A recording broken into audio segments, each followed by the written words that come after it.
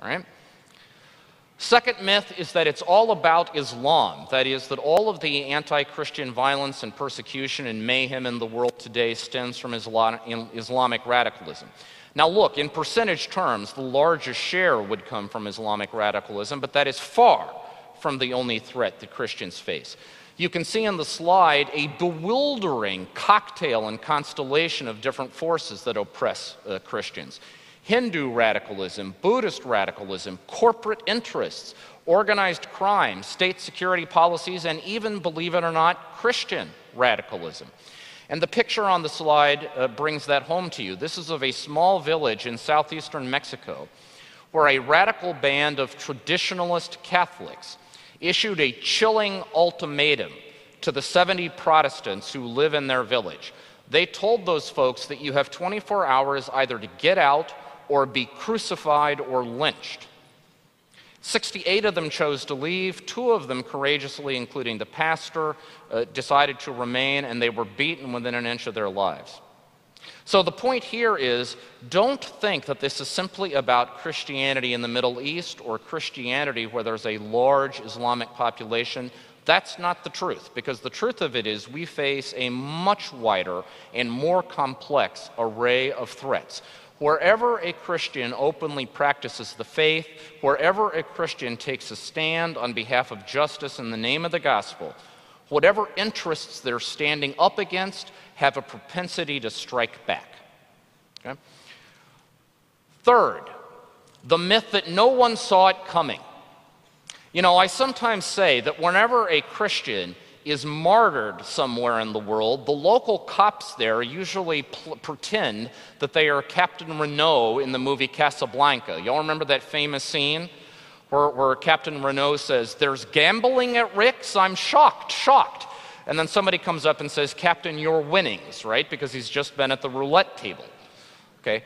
Well, just as it was completely incredible that Captain Renault didn't know that there was gambling at Rick's, in many places it is also completely incredible that the local authorities didn't understand that there was a threat to the Christians in their own backyard. The slide tells the story of the 2010 assassination and martyrdom of Bishop Luigi Padavese in Turkey.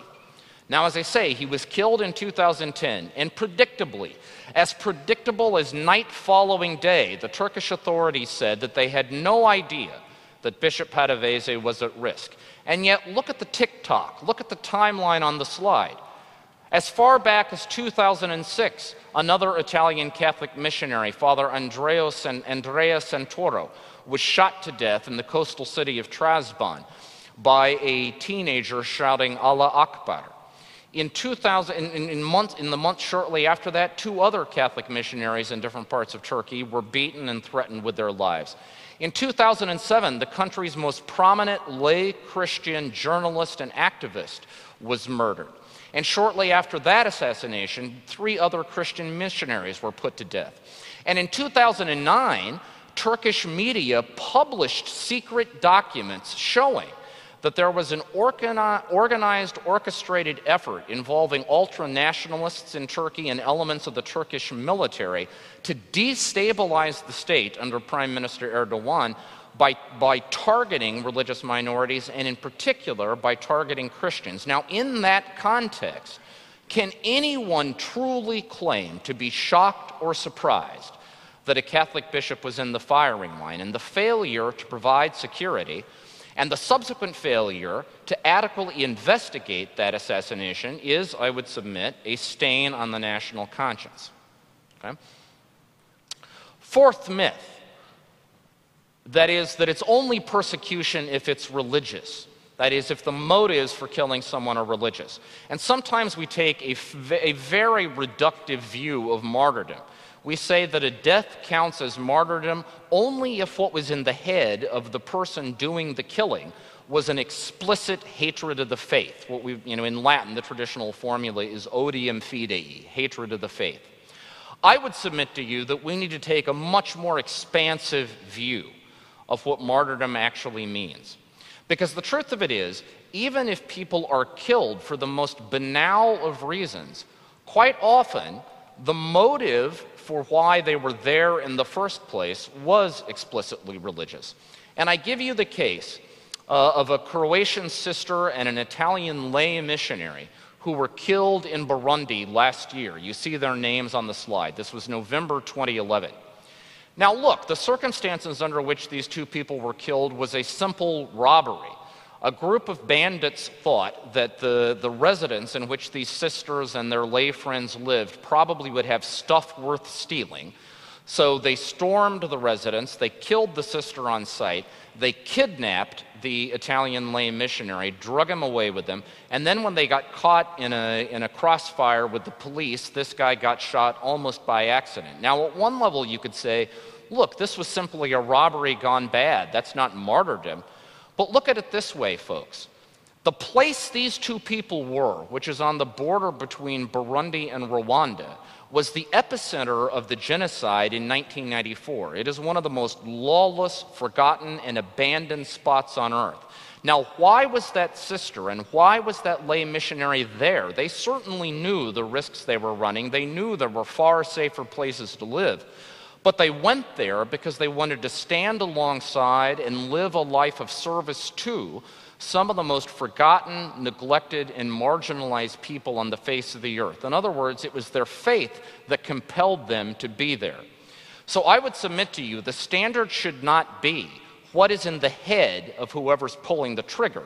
The standard should be what was in the heart of the Christian who put him or herself in harm's way to begin with. That should be our definition of martyrdom.